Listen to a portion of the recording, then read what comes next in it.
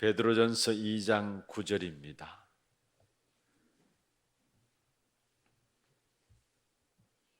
베드로전서 2장 9절 한 절 말씀 378면이 되겠습니다. 베드로전서 2장 9절 한 절 말씀을 같이 합독을 하도록 하겠습니다.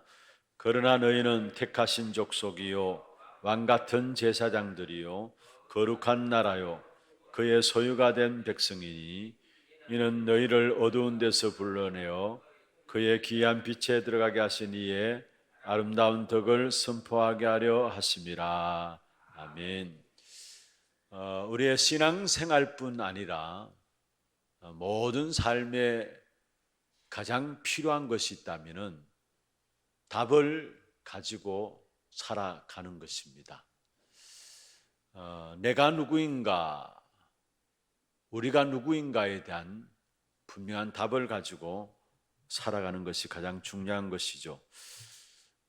구원받았고 하나님의 자녀가 되었음에도 불구하고 내가 누구인가 이 사실 놓치고 살아가니까 문제 가운데서, 많은 어려움 가운데서, 또 고난 가운데서 살아감을 보게 됩니다.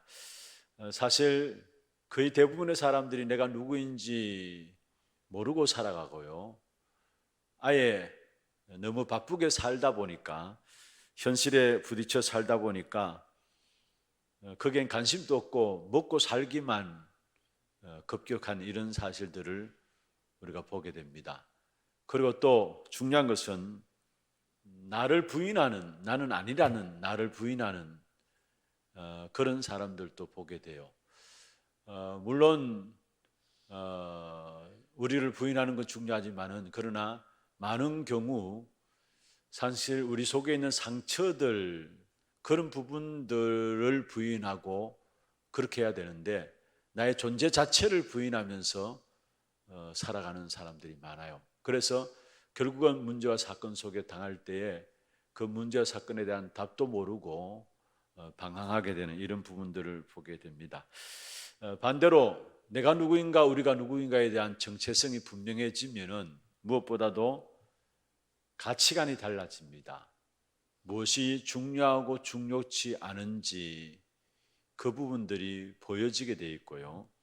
그리고 문제와 사건을 보는 눈도 달라지게 되어 있습니다. 그리고 받을 축복도 달라지죠. 내가 누구인가에 대한 부분들이 알게 되면 받을 축복 달라질 뿐만 아니라 또 거기에서 분명한 확신들도 오게 되어지는 것입니다.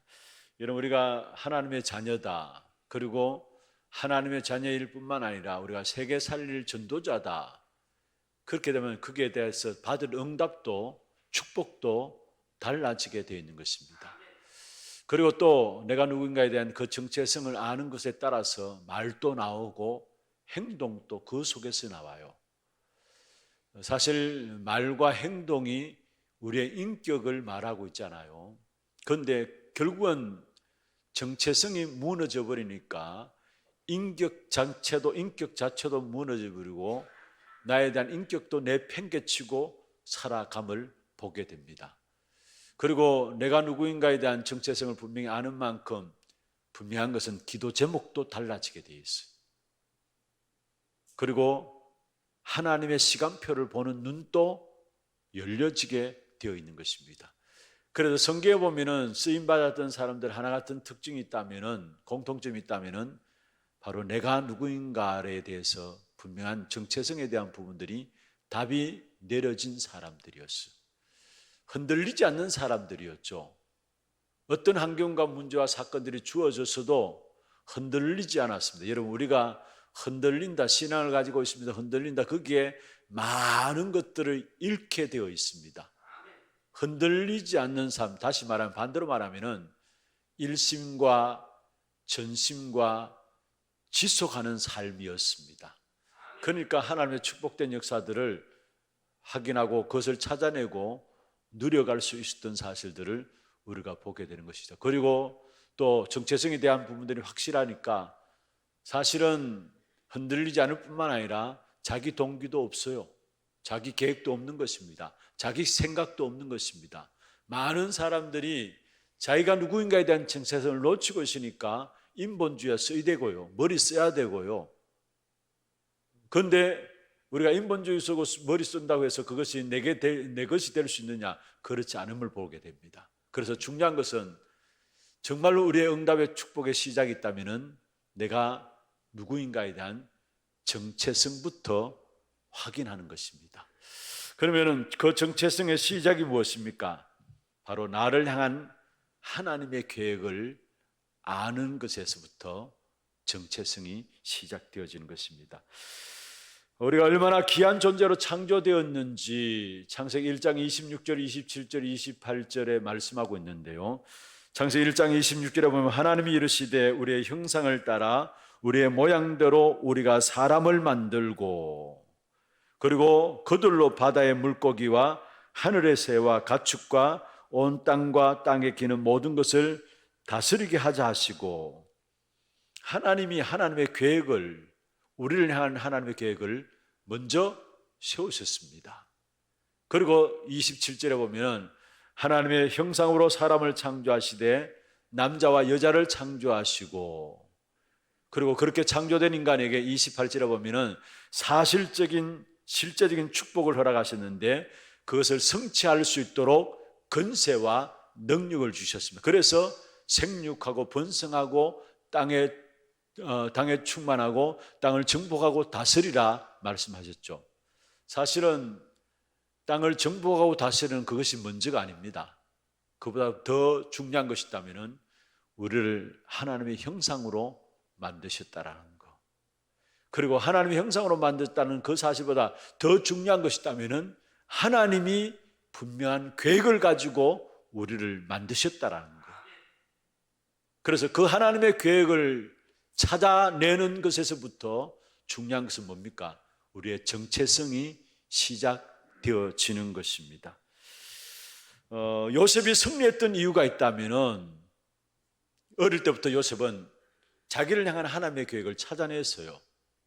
꿈을 통해서 창세기 37장 1절에 11절에 자기를 향한 하나님의 계획을 세계복음화라는 사실들을 찾아낸 것이죠. 그러니까 그 하나님의 계획을 붙잡은 요셉은 노예로 가도 괜찮았고 감옥에 가도 상관없었습니다. 다윗도 사무엘 제사장이 사무엘상 16장 13절에 보면은 머리에 기름 부으면서 네가 앞으로 왕 될 것에 대한 부분들을 이야기를 했잖아요. 그 왕 될 것에 대한 자기의 정체성을 다윗은 알았기 때문에 사실 기름 부음 받은 그 이후로 본격적인 어려움과 고난과 시련들이 있었습니다만은 그러나 흔들리지 않았어요. 왜냐? 왕의 수업을 받는 것이다라는 정체성에 대한 분명한 사실을 알고 있었으니까 이것은 왕의 수업을 받는 것이다라는 그 사실 앞에 흔들리지 않았다는 사실이에요. 그리고 사실 다윗이 사울 왕을 죽일 수 있는 기회가 있었잖아요. 주위의 신하들도 하나같이 하나님께서 허락하신 중요한 기회라고 인정할 만큼 분명히 자기를 공격해오는 사울 왕을 죽일 수 있는 기회가 있었어요. 그런데 같은 굴에 있으면서 옷자락 빼어나온 그 부분들 때문에 나중에 다윗이 하나님께 회개하고 했었잖아요. 그러면서 다윗이 사울을 그렇게 대한 이유가 뭐냐면은 하나님이 세운 기름 부음 받은 종을 어떻게 내가 함부로 할 수 있느냐라는 것입니다. 다시 말하면 기름 부음 받은 종이라는 것은 왕에 대한 부분들을 이야기하고 있는데 그 사실 정체성에 대한 부분을 알고 있었기 때문에 또 자기가 왕 될 것에 대한 부분들을 알고 있었기 때문에 사울을 죽일 수 있는 기회가 있었음에도 불구하고 죽이지 않았다는 사실을 우리가 보게 됩니다. 무슨 말입니까? 자기에 대한 정체성을 분명히 알았다는 사실을 말씀하고 있습니다. 바울은 사실은 얼마나 영적 문제가 심했으면은 예수 믿는 사람을 죽이는 일에 앞서서 아예 도장까지 찍어가지고 예수 믿는 사람을 죽이려고 앞섰을까요? 사실은 자기에 대한 정체성을 분명히 찾지 못하고 있다가 사도행전 9장 15절에 하나님께서 자기를 향한 하나님의 귀한 계획을 알리신 사실들을 바울이 붙잡게 되죠. 그 정체성을 확인하고 나서 완전히 달라지고, 그로 말하면 그의 걸음걸음마다 하나님의 귀중한 계획들을 이루는 일에 쓰임받은 사실을 보게 되어집니다. 여러분, 사도행전 1장 12절 14절에 마가다라방에 모인 초대교회 120명의 성도들, 여러분 그 무엇보다도 사실 그 자리에 모일 수 없는 자리였음에도 불구하고 그 자리에 모였습니다. 그것은 그들이 자기의 정체성에 대한 부분들이 너무나 확실하게 알고 있었다라는 사실입니다. 그러니까 이유가 없이 모였고 분명한 이유가 있었던 것이고 다른 이유가 있었습니다. 그게 사도행전 1장 12절에서 14절에 나오는 초대교회 성도들의 삶이에요. 그 자리에 가면 안 됩니다. 그런데 그들의 정체성을 알았기 때문에 그것과 상관없이 그들은 모여지게 된 것입니다. 여러분, 우리의 신앙생활에 중요한 부분들이 있다면 정체성을 깨닫는 것인데, 그 정체성의 시작이 하나님의 계획을 찾는 것이다 했어요. 그러면 그 하나님의 계획이 어디서 찾아지느냐? 여러분, 다른 것이 아닙니다. 하나님의 말씀 속에서 하나님의 계획을 찾게 되는 것입니다. 하나님의 말씀 속에서 지금까지 내가 생각했던 것들이 하나님의 생각으로 바뀌어지게 되어 있고요, 하나님의 말씀 속에서 그걸 붙잡고 기도하게 될 때 나의 소원이 아니라 하나님의 계획을 그 속에서 발견하게 되어 있는 것입니다. 그래서 날마다 우리가 말씀 들어야 될 이유가 거기 있는 것이고, 말씀을 각인하고 말씀이 사상이 되어지고 말씀이 체질되어지도록 해야 될 이유가 거기 있는 것입니다. 여러분, 우리의 모든 생각이 말씀 속에서 나와야 돼요. 우리의 모든 계획이 하나님의 말씀 속에서 나와야 돼요. 우리의 모든 뜻이 하나님의 말씀 속에서 나와야 돼요. 그래야 그게 바르게 인도받는 것이고 바르게 승리할 수 있는 것입니다. 하나님의 계획 찾아내는 것이 정체성의 시작이다 말씀했습니다. 오늘 베드로전서 2장 9절을 읽었습니다. 너무나 잘 아는 말씀이죠. 정체성을 바르게 가지니까 올바른 미션이 주어지고, 그게 우리 인생이 왜 살아가야 되는지 거기에 대한 인생의 결론들이 내려짐을 보게 됩니다. 오늘 본문에 그렇게 말씀하고 있죠. 너희는 왕같은 제사장이다. 이게 정체성입니다. 구원받은 하나님의 자녀인 저와 여러분의 정체성입니다. 왕같은 제사장이다. 여러분, 그리스도께서 가진 왕권, 그 그리스도를 영접한 저와 여러분에게 그 권세를 허락하셨어요. 그래서 우리의 정체성은 뭐냐? 왕같은 제사장입니다. 이 정체성이 분명해지는 만큼 그 속에서 나오는 것이 바로 하나님 주어지는 미션이 나오는데, 그게 뭡니까? 거룩한 나라. 거룩한 나라는 뭐예요? 하나님의 나라를 말하고 있는 것입니다. 거룩한 나라는 뭡니까? 우리가 가는 곳곳 걸음걸음마다 흑암의 나라를 무너뜨리는 것을 말합니다. 하나님의 나라로 말미암아 흑암의 나라를 무너뜨리는 것입니다. 그게 거룩한 나라입니다. 그게 우리의 미션입니다. 정체성이 분명해지는 만큼 그 속에서 우리의 미션이 나오게 되고, 그 분명한 미션을 가진 자는 아무도 해할 자가 없습니다. 왜냐? 오늘 본문에 보면은 소유된 백성으로 삼았기 때문에, 하나님께서 하나님의 소유된 백성으로 삼았기 때문에 아무도 하나님의 손에서 빼앗아갈 자가 없어요. 아무도 하나님의 소유된 백성들을 해할 자가 없습니다. 분명한 정체성을 알고 분명한 미션을 가진 자는 아무도 해할 자가 없는 것입니다. 그러면서 정체성과 미션을 가지게 되니까 거기에서 우리 인생의 결론이 무엇인가가 알게 되어 있는데, 저와 이런 인생의 결론은 무엇입니까? 오늘 2장 9절 마지막 부분에 보면은 그의 귀한 빛에 들어가게 하신 자의 아름다운 덕을 선포하게 하기 위함이라. 빛을 드러내는 겁니다. 하나님의 영광을 선포하는 겁니다. 그게 우리 인생의 결론입니다. 모든 축복의 응답이 어디서 시작되느냐? 정체성을 바르게 깨닫는 데부터 시작된다는 거. 그 정체성은 어디서 깨달아지느냐? 하나님의 약속의 말씀 속에서 하나님의 주신 정체성, 하나님의 계획과 하나님의 뜻이 깨달아진다는 것.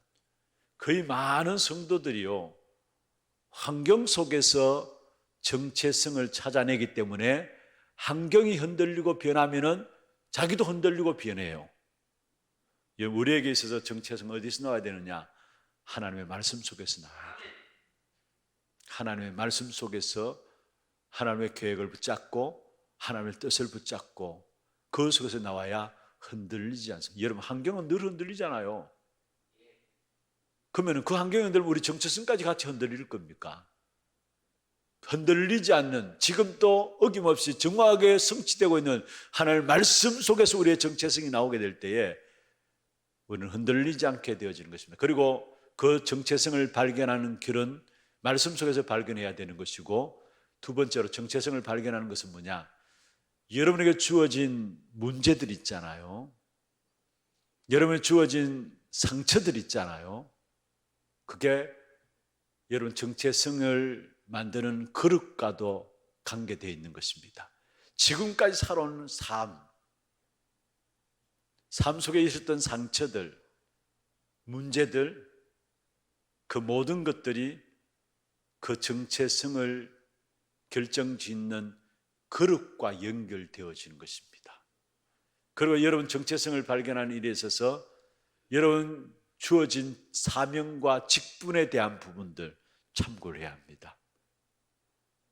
하나교회, 전도만을 위한 교회로 훗날에 기억될 교회에 하나님께서 나를 부르셨다. 그게 나를 목사로, 나를 장로로, 나를 권사로, 나를 직분자로 부르셨다. 내게 주어진 사명과 직분 속에서 정체성을 발견할 수 있는 것입니다. 그 정체성을 가지게 될 때에 결국은 그 속에서 올바른 미션과 함께 우리 인생의 결론조차도 그 속에서 바른 결론들이 내려지게 되어 있습니다. 그래서 복음의 훈련 중에 가장 중요한 훈련이 있다면 정체성을 바르게 찾는 훈련입니다. 그 정체성은 하나님의 말씀 속에서 여러분 찾아내야 되는 것입니다. 이 한 날 또 말씀 받는 가운데서 우리 자신의 정체성을 바르게 찾아냄으로 말미암아 그것의 올바른 미션과 함께 우리 인생의 결론들을 붙잡는 그런 축복의 예배가 되기를 주의 이름으로 축원합니다. 기도하겠습니다. 왕 같은 제사장이요, 우리의 정체성입니다. 거룩한 나라다, 우리에게 주어진 미션입니다. 그 정체성과 미션을 가진 자를 아무도 해할 자가 없다고 말씀하셨고, 그리고 그 정체성과 미션이 분명한 만큼 우리 인생의 결론이 내려지게 되어 있는데 결국은 하나님의 영광을 선포하며 빛을 드러내기 위함이라 말씀했습니다. 오늘 이 한 날 또 말씀 속에서 우리 한 사람 한 사람이 정체성을 발견하는 귀한 시간들 되게 하여 주시고, 말씀 속에서 하나님의 계획과 하나님의 뜻을, 하나님의 생각을 붙잡는 중요한 축복의 시간들 되게 주님 역사하여 주옵소서 위에서 기도하시고, 또 오늘 오후 예배는 교사 헌신 예배로 드리게 됩니다. 그리고 2시 반부터 교사 집중 훈련들이 진행되어집니다. 우리 교회가 후대 사역을 놓고 우리 교사들이 붙잡아야 될 중요한 언약들을 확인하는 귀한 시간들 될 수 있도록 주께서 역사하시고, 세우신 귀한 주의 종에게도 성령으로 충만케, 오력으로 충만케 역사하여 주옵소서 기도해 주시길 바랍니다. 그리고 우리 교회가 이 한해 너희가 그 땅을 차지할 것이라, 우리의 허락한 후대들의 땅, 치유의 땅, 237의 땅들을 회복하는 귀한 한 해가 될 수 있도록 도와주시고, 또 이 일을 위해서 구체적인 준비들을 위해서 우리 하나 RUTC를 허락하셨는데, 이 하나 RUTC를 통해서 정말로 300주교 3,000제자 1만 성도의 시스템들을 준비해 나가는 귀한 축복된 응답이 있도록 역사하시고, 이 일을 위해서 세우신 모든 주의 종들에게 축복하시며, 또 이 일에 우리 모든 성도들이 함께 마음을 담는, 기도를 담는 귀한 축복이 있도록 역사하여 주옵소서 기도하시고, 오늘 또 현풍 테크노폴리스 하나교회 지교단과 드로아 교회와 또 고령 하나교회 세우신 귀한 주의 종들, 그 지역 속에서 참된 제자를 찾아 나가는 귀한 축복된 응답이 있도록 역사하여 주옵소서 기도하시고, 또 우리 교회 세우신 모든 교육자들과 중직자분들, 현장 목회, 전도 목회의 주역이 되게 하시며 삼제자 응답 누리게 하시고 모든 성도들과 렘넌트들이 삶 서비스에 도전하는 귀한 축복이 있도록 도와주시며 모든 선교 현장에 237 나라라고 또 5천 종족을 살리는 시스템들이 준비되어지고 우리 선교사님들이 힘을 얻는 역사들이 있게 하여 주옵소서. 기도하시고 계속되어지는 훈련들을 통해서 우리가 정말로 제자들로 준비되어지는 귀한 축복된 역사 속에 응답 확인하는 귀한 훈련들이 될 수 있도록 역사하여 주옵소서. 기도하시고 교회 안에 영적으로 정신적으로 육신적으로 연약한 가운데 있는 자들이 성령 충만한 가운데서 정인들로 세워질 수 있도록 역사하여 주옵소서. 여러분 위해서 기도하시고 여러분 개인과 가정의 기도 제목들을 가지고 힘 주시는 대로 기도하시다가 자유롭게 돌아가시기를 바랍니다. 함께 기도하겠습니다.